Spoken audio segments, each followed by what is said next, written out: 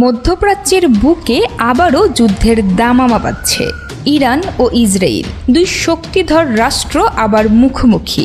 কিন্তু এই লড়াই কি শুধুই ভূরাজনীতি, নাকি এখানে রয়েছে মুসলিম উম্মার মান সম্মান, পবিত্র কুদুস ও ফিলিস্তিনের অধিকার রক্ষার প্রশ্ন? আজ আমরা জানব ইরান কেন এই যুদ্ধ করছে, ইসলামের দৃষ্টিতে ইরানের অবস্থান কতটা ন্যায়সঙ্গত এবং মুসলিম হিসেবে আমাদের করণীয় কি। ইরান বহুদিন ধরে ফিলিস্তিনের মুক্তির পক্ষে সবচেয়ে জোরালো আওয়াজ তুলেছে। যখন আরব রাষ্ট্রগুলো একে একে ইসরায়েলের সাথে আপোষ করল, তখনও ইরান বলেছে কুদুস মুসলিমদের, ফিলিস্তিন মুসলিমদের। ইসরায়েল বহুবার ইরানি ঘাঁটিতে হামলা চালিয়েছে, সিরিয়ার মুসলিমদের বিরুদ্ধে ষড়যন্ত্র করেছে। ইরান এতদিন ধৈর্য ধরলেও এবার সে মুখ খুলেছে। ড্রোন, ক্ষেপণাস্ত্র ইসরায়েলের সামরিক ঘাঁটিতে আঘাত হেনেছে। এটা শুধু প্রতিশোধ নয়, এটা ফিলিস্তিনের পক্ষে ন্যায় প্রতিষ্ঠার যুদ্ধ। কুরআন বলে, তোমরা যুদ্ধ করো আল্লাহর পথে তাদের সাথে যারা তোমাদের সাথে যুদ্ধ করে, কিন্তু সীমা লঙ্ঘন করো না। সূরা বাকারা আয়াত 190। এখন প্রশ্ন হচ্ছে, ইরান কি সীমা লঙ্ঘন করছে? না, বরং ইরান প্রতিরোধ করছে। ইসলামে মাজলুমের পাশে দাঁড়ানো ফরজ।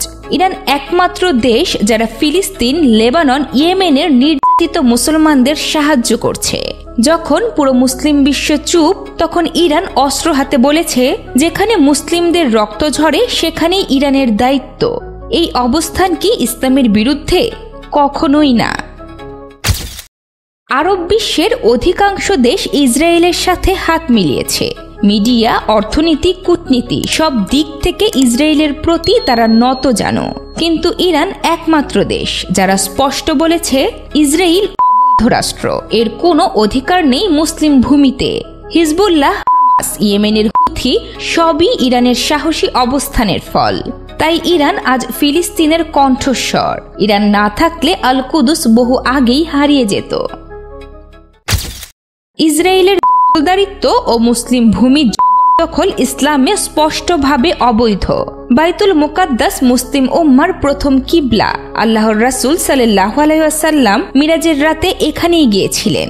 ইসরায়েলের এই পবিত্র ভূমিতে আগ্রাসন ও নিরীহ মানুষের তা ইসলামের দৃষ্টিতে অত্যন্ত অন্যায় ও জুলুম। কিন্তু ইসলাম জুলুমের জবাবে অপর জুলুম সমর্থন করে না। তাই মুসলিম বিশ্বের প্রতিক্রিয়া যেমন হতে হবে সুবিবেচিত, তেমনি ন্যায় ও নৈতিকতার ছোঁয়া থাকতে হবে। ইসরায়েল ফিলিস্তিনের জমিন দখল করেছে, আল আকসা মসজিদ অপবিত্র করেছে, হাজার হাজার নারী ও শিশু হত্যা করেছে। কিন্তু পুরো মুসলিম বিশ্ব চুপ। কেবল ইরান বলছে, জুলুমের শেষ দরকার। রাসূল সাল্লাল্লাহু আলাইহি ওয়াসাল্লাম বলেছেন, তোমরা জালিমকে তার হাত ধরে থামাবে, নইলে আল্লাহর শাস্তি নেমে আসবে। ইরান কি তাই করছে না? এই যুদ্ধ শুধুই প্রতিশোধ নয়, এটা ন্যায় প্রতিষ্ঠার সংগ্রাম। এখন প্রশ্ন হচ্ছে, আমরা কার পাশে? ইরানের পাশে যারা ফিলিস্তিনের জন্য যুদ্ধ করছে, নাকি তাদের পাশে যারা ইসরায়েলের সাথে আপোষ করে মুসলিম উম্মার সাথে বিশ্বাসঘাতকতা করছে?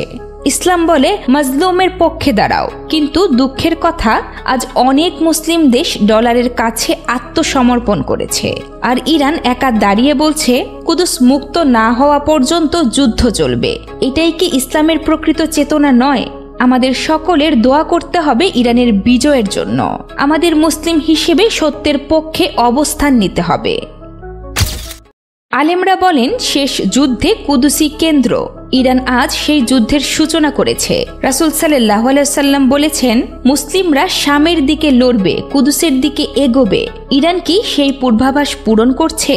জানি না, কিন্তু এতটুকু জানি, ইরান একা হলেও সত্যের পক্ষে, ইসলামের পক্ষে দাঁড়িয়েছে। ইসলাম চুপ থাকার নয়, জুলুম থামানোর ধর্ম। ইরান সেই কাজটাই করছে। আজকের এই সত্যভিত্তিক কন্টেন্ট শোনার জন্য ধন্যবাদ। পরবর্তী ভিডিওতে দেখা হবে ইসলামের দৃষ্টিতে আরো গুরুত্বপূর্ণ কোনো ঘটনা নিয়ে। আল্লাহ যেন ইরান ও ফিলিস্তিনের মুসলিমদের বিজয় দান করেন। আমিন।